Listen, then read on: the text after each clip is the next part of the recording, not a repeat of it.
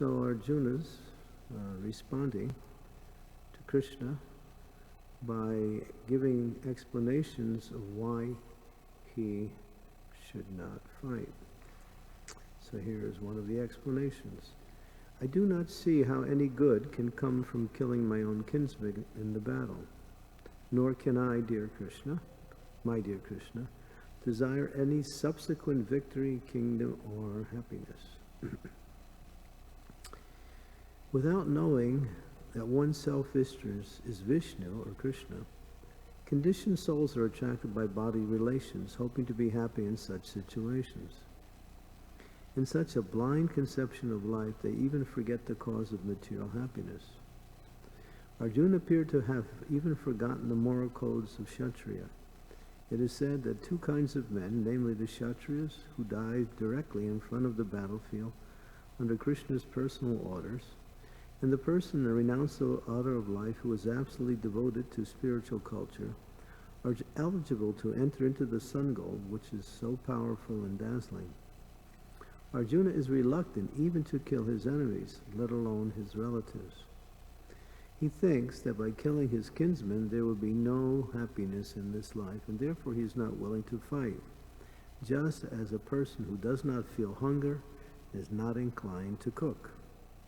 He has now decided to go into the forest and live a secluded life in frustration. But as a Kshatriya, he requires a kingdom for his subsistence, because the Kshatriyas cannot engage themselves in any other occupation. But Arjuna has no kingdom. Arjuna's sole opportunity for gaining a kingdom lies in fighting with his cousins and brothers and reclaiming the kingdom inherited from his father, which he does not like to do. Therefore, he considers himself fit to go to the forest to live a secluded life of frustration. Om Agyan Timidandasya Girajana Salakaya Chaksu Unmilitam Yena Tasmai Shri Gurave Namaha Shri Chaitanya Manobhistam Staptitam Yena Bhutale Swayam Rupa Kadammayam Dadati Swam Padantikam Shri Krishna Chaitanya Prabhu Nityananda Sri Advaita Gadadhar Srivasari Gaur Bhaktivinoda Hare Krishna Krishna Krishna Hare Hare Hare Rama Rama Rama Hare Hare. So, Arjuna is asked to do a very difficult service, in that he is asked to fight against those persons who he's grown up with, who he loves, who he has affection for, who he learned from. And now he's not able to do that. Although he's in the position of a Kshatriya. Kshatriya, Kshat means harm and Triya means to protect from. So he has an occupation to give protection for those who require protection. And it says that there are 5 types of people who always require protection. Brahmanas, cows, women, children, and old people. These persons are, what we could say, should never be exploited or misused. If one does, one incurs great sinful reactions like that. So basically, a Kshatriya has to protect the innocent by defending them from aggressors or people who want to exploit them for some reason or other. But he's ready to do his service, but he has one main problem. He's inclined to fight because that is his nature. As Prabhupada says, a Kshatriya cannot do any other occupation. A real Kshatriya, today we don't find real Kshatriyas, we find people who have that attitude of fighting. But a Kshatriya is not one as an aggressor, but a protector. There's a difference. A person who has a fighting spirit doesn't necessarily is a Kshatriya, but one who has the fighting spirit in order to protect those who require protection, that is a real Kshatriya. And that nature is inborn, as Krishna says in another place in the Gita. 4 types of people are created by me: the Brahmins, the Kshatriyas, the Vaishyas, and the Sudras. So everyone has a particular nature, and that nature is inborn.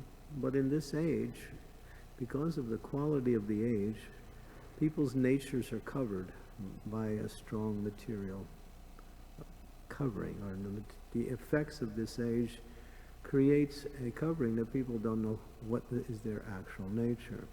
So therefore it requires training to bring out that nature.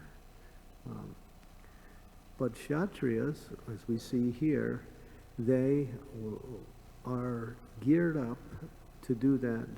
They do 3 things: PAW, protection, administration, and welfare.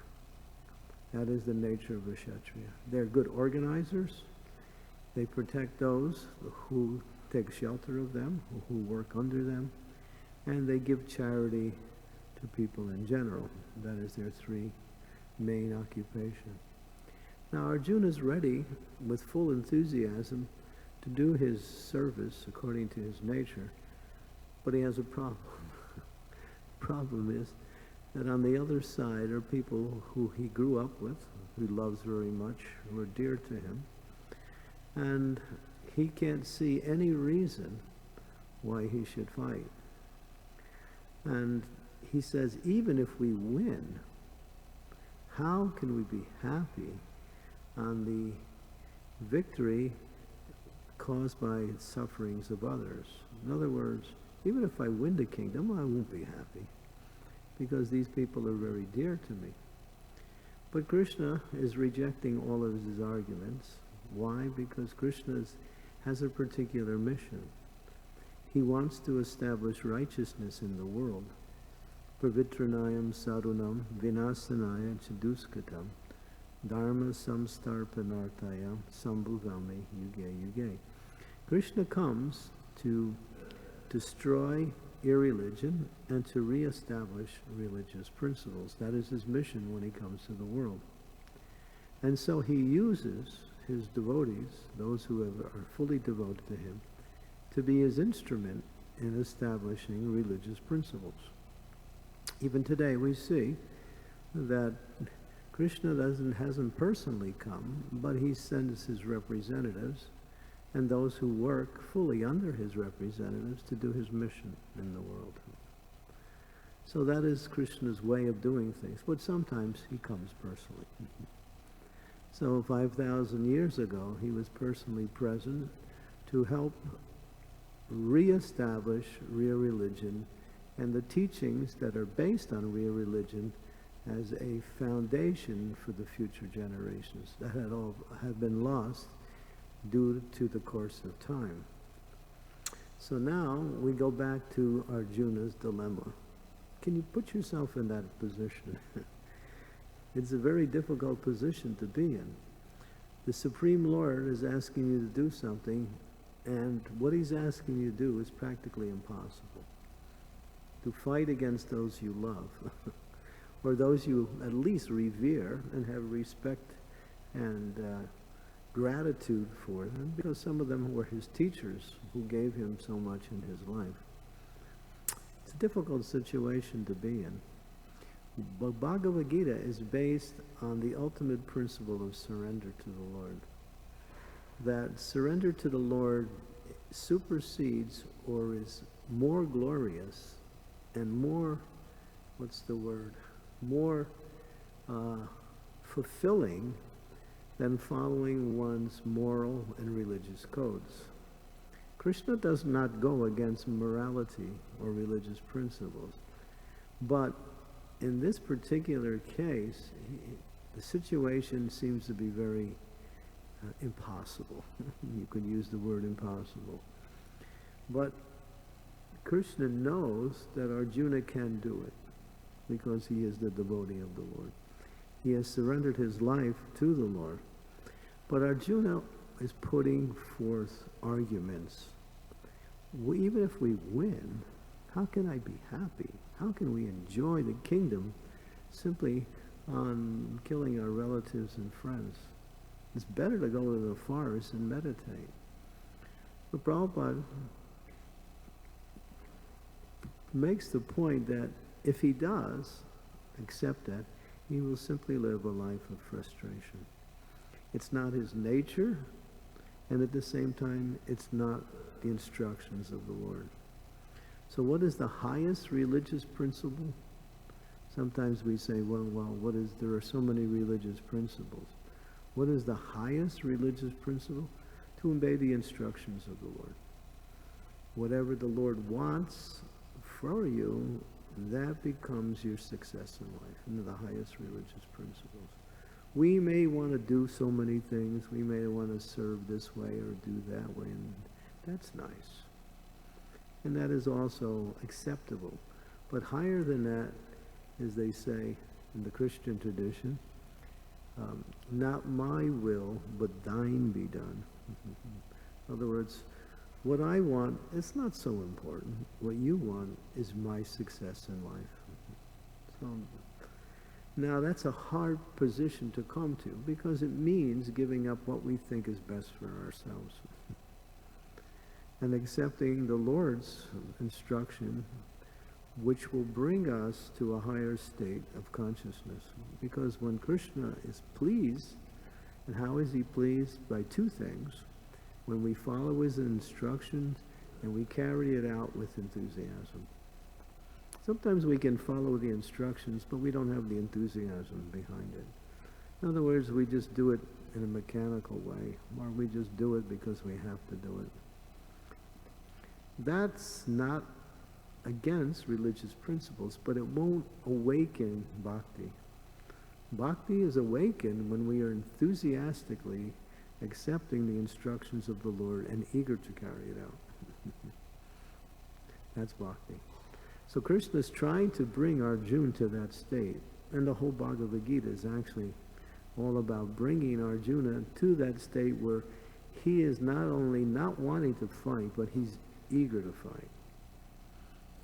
And this is the whole treatise of Bhagavad Gita. It takes it from one stage to another. Arjuna is asking questions, Krishna is responding to the questions. And at the end of the Bhagavad Gita, he says, now I am ready to fight on your behalf. There is no more doubts in my mind. I'm free from all doubts. I'm enthusiastic. So in our practice of Krishna consciousness, we may have doubts on how to carry out the instructions of the spiritual master, or even we may even not want to be able to carry out the instructions. Therefore, what do? We ask questions. We get our doubts clarified. We present the questions and understand how these answers can remove. Because it says in the Bhagavad Gita in the end of the 4th chapter, for the doubting soul, there's neither happiness in this world or in the next. Arjuna is doubting whether he should fight. Therefore, if he doesn't fight, Prabhupada said, the only thing he can accept is frustration. So when we doubt the instructions of the Lord, which comes through the instructions of the spiritual master, we find ourselves unable to make a spiritual advancement. Because the whole process of bhakti comes from the word discipline. Discipline, the word disciple, comes from the word discipline. Discipline means to follow the instructions of the Lord. Why is it difficult? Because we don't have faith. And faith is the basic principle of advancement in Krishna consciousness. Faith takes a while to develop. How does faith develop? By associating with people who are faithful, and by chanting the holy names of the Lord, and by understanding the process of bhakti. As we get to know the Lord, we can understand that we can develop faith in whatever the Lord wants for us. So you might say, well, that's not a problem, but I don't have faith in the Lord's representative.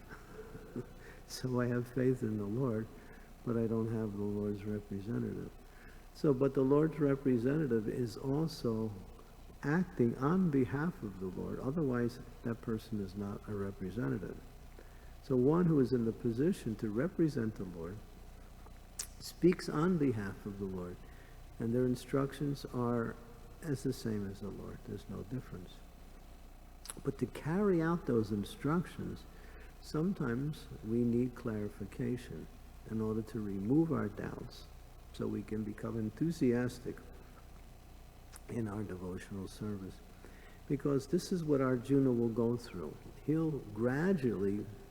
His doubts will gradually dissipate, and finally he has no more doubts. And then he starts to see the reason why he should fight. He becomes enthusiastic, and now he is eager to fight. And that is bhakti.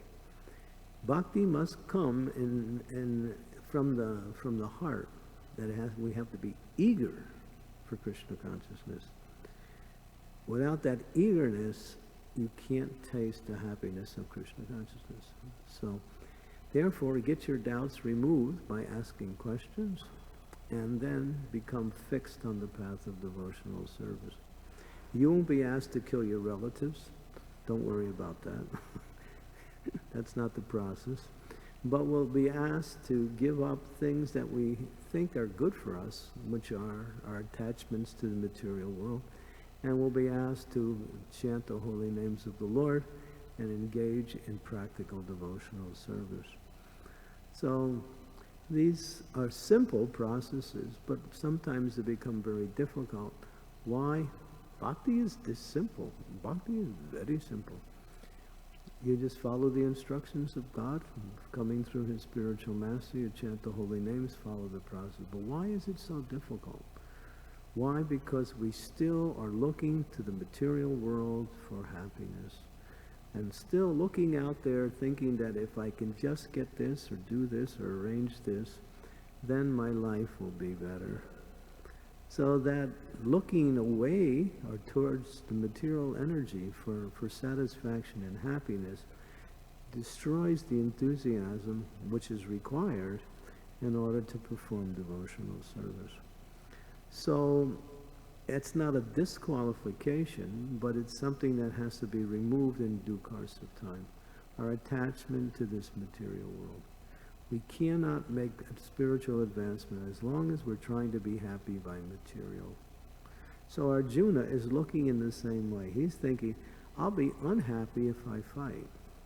He's attached. He's attached to the bodily concept of life. Krishna says in the very beginning of the 2nd chapter, in verse number 11, this is after Arjuna gives all his argument. Krishna is very patient. He listens to everything Arjuna says. He doesn't say anything. Then before the Lord speaks, he says something interesting. He says, Asocham anvasocham scha tvam pratyavadam chabashyase katasum zakudavsum shavnona sochi panditaha. He says, while speaking learned words, he says, Arjuna, you're speaking learned words. That is very nice. You are still mourning for that which is not worthy of grief. You're lamenting on the bodily concept. Those who lament those who are wise, those who are actually lament neither for the living or the dead. So what is he saying? He says, nice arguments, Arjuna, but I think you're a fool. That's basically what he says. Your words are placed very nicely, but they're all in the wrong direction. All in the wrong direction. So his attachment to the body and bodily relationships causes him bewilderment, and that bewilderment causes him not to follow the instructions of the Lord. Like that.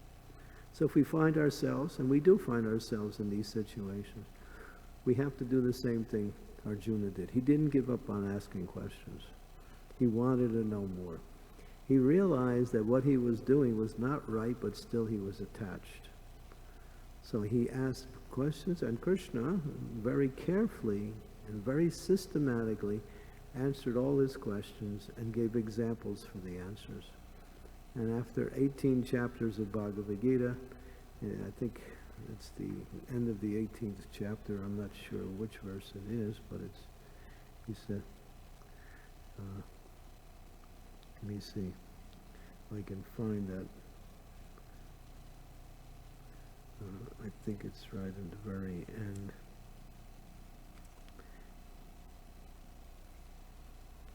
Okay.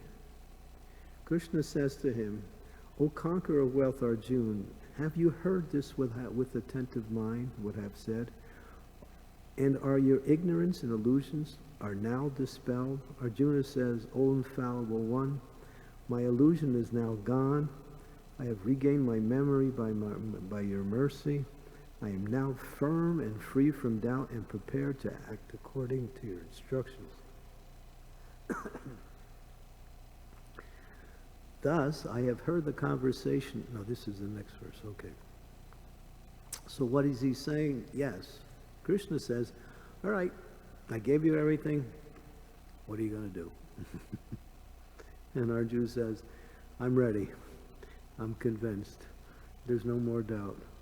Whatever your instruction becomes my goal in life. So that is bhakti. Bhakti means to accept the instructions of the Lord as our goal in life. And there's a verse in the Upanishads, Yasya Devi Para Bhaktir, Yata Devi Tata Guru, Tasyaita Patite Karta, Prakasanata Mahatmanaha. One who has implicit, the word is implicit, faith in both Guru and Krishna, all the knowledge, all the imports of all Vedic knowledge are automatically revealed through the heart. In other words, that faith brings about complete knowledge. This is how transcendental knowledge works. We can study books, and we can try to learn all the verses.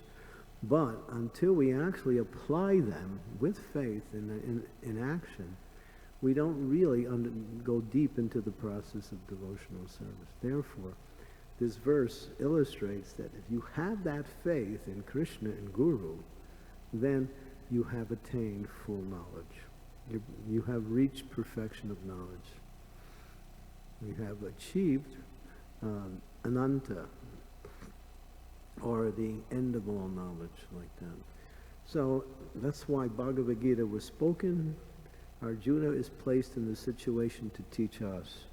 One is the process that complete faith and complete absorption in the instructions of the spiritual master, who is the representative of Krishna, brings about success in the process of devotional service. Okay. And don't worry, Krishna won't ask you to kill your relatives. We can pretty much guarantee that. And so, but we will be challenged. You should know that to make advancement in spiritual life, you have to give up things you don't want to give up. It's just the way it is.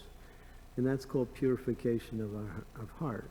So we have our attachments, we have our desires, we have our plans in life. But Krishna said, somebody used to say, sometimes this is just like a cliche, but it has some meaning, that if you want to make Krishna laugh, tell him your plans. If you want to make Krishna laugh, tell him your plans. In other words, not my will, but thine be done. So when we have that mood, we are on the path of perfection. Whatever Krishna wants. And it's easy. But that easiness comes by when we develop faith in the Lord and faith in the process of bhakti. You might say, all right, I have faith in the Lord. I have faith in the process of bhakti, but I don't have my faith in myself that I can do it. Does that question come up sometimes? You know, everything you say is nice, but I'm too fallen. I'm too attached. I'm too material. You know, I just can't do it. But the idea is that you can't do it. You're right. But with Krishna's mercy, you can. Mukham karoti vachalam, pango lagite giri, yad kripa tanaham bande, shiguru dinatarinam. That one who has faith, complete faith, in the words of the spiritual master, a blind man can see the stars, a deaf man can recite beautiful poetry, a layman can climb mountains. So one can overcome all material obstacles by complete faith in the words of the spiritual master. It is possible, and it is doable, and it's being done even today. So we have to be serious in Krishna consciousness to take what does Krishna want from me and how best can I execute that order. And then you're on your way to perfection. Okay, any questions, comments, or anything else?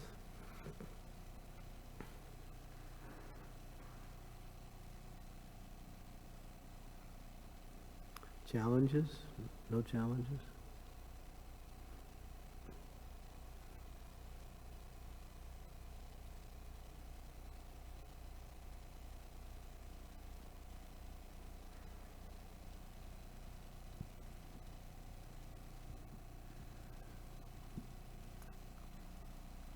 There is always the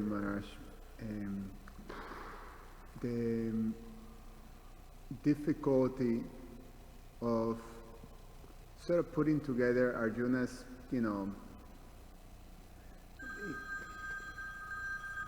his arguments were in one sense to take up spiritual life, go deep in a spiritual life and abandon the world. And at times it's difficult to understand how Krishna will not encourage that.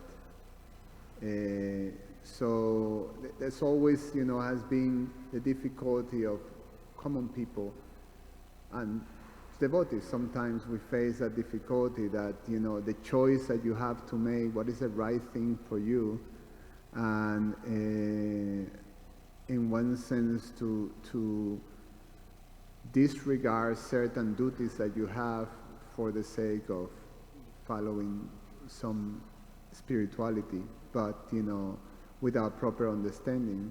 You have to take shelter of a spiritual master and get guidance from the spiritual master is Krishna's representative. And therefore you can know that guidance is perfect if you follow it, even if the guidance is not perfect in a practical sense, but because you follow the principle, you will reach perfection. Even if it's not, it always is ultimately the best, because the spiritual master is empowered by Krishna to do the work of Krishna. He has that empowerment. That's his main, what we say, quality. It's like someone asked Prabhupada, Prabhupada, do you know everything? Jai Sisi Kishore Kishore Ki Jai.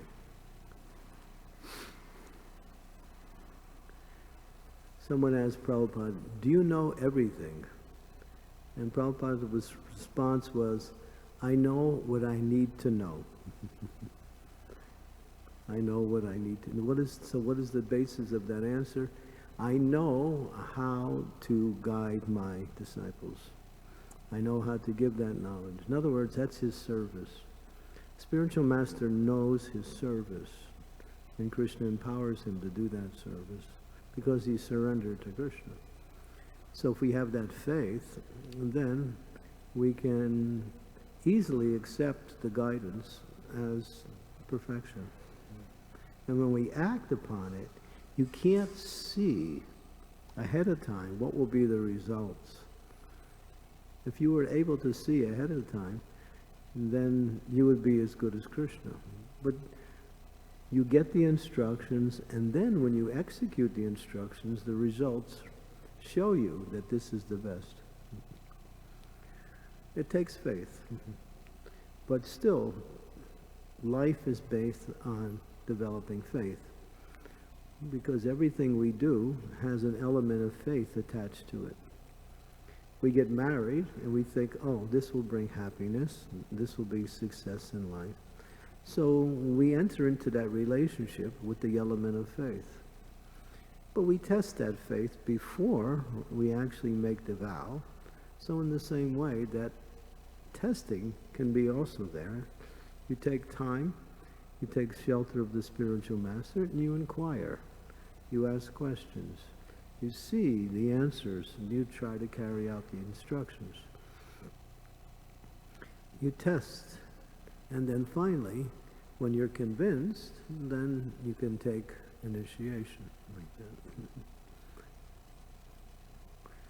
So no one is forced, but everyone should follow the process. And the process is tadvidi pradipatena paripasyena sevaya upadeksyanti te jnanam jnanina tasvadarshana. Krishna says, just approach my bona fide representative, inquire submissively, and render service.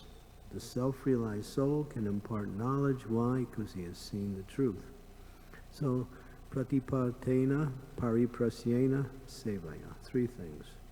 Submissive, inquiry, with a desire for seva, service. These 3 things is how you approach the spiritual master. We do that, and then we open the door to transcendental knowledge, like that. Not like we ask the spiritual master and then we argue with him and discuss it. That doesn't work. It just doesn't work.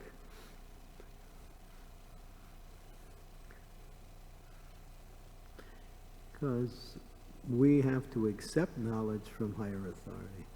Knowledge comes down, it's not coming up. There is 2 types of knowledge. What is that called? When it comes down, comes up, yeah. Aroha panta and avaroha panta. Aroha means going up, avaroha means coming down. So aroha means I have some knowledge, I have some experience, I formulate my understanding based on that, and then I act. That's aroha. Avaroha means I hear from Krishna's representative, I get the knowledge, and I act. Knowledge is coming down. And so perfect knowledge comes from the perfect source. That's easy. We know that. If you want to learn something, you go to someone who knows. So bhakti is a science, and that science is given to the spiritual master by Krishna. We use a little cliche. He knows the way, he goes the way, he shows the way. He knows the way, he's going the way, and he can show you the way. So if we have that faith, then we can begin making spiritual advancement. So we may not have that faith, therefore test. Keep testing. Keep asking questions. Get your doubts removed. Arjuna didn't give up. He didn't say, well, I believe this, therefore I'm going to go away. He expressed his doubts to Krishna, and Krishna listened, and gradually Krishna gave the answers.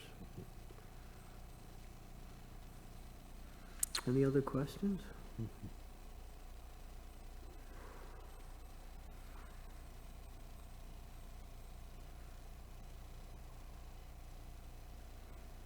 Okay.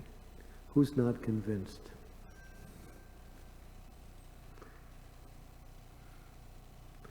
Now, if you don't ask a question, there's 2 things. Either you're convinced or you don't know what to ask. So which one should I conclude?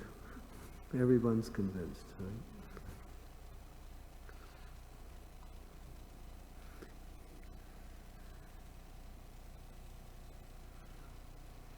Let's hear the doubts.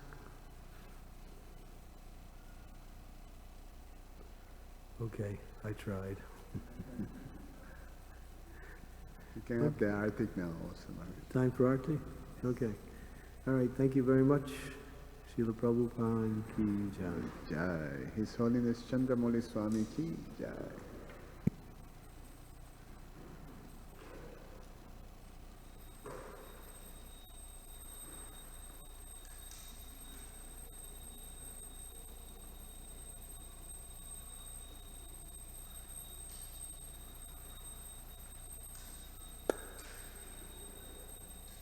Hello.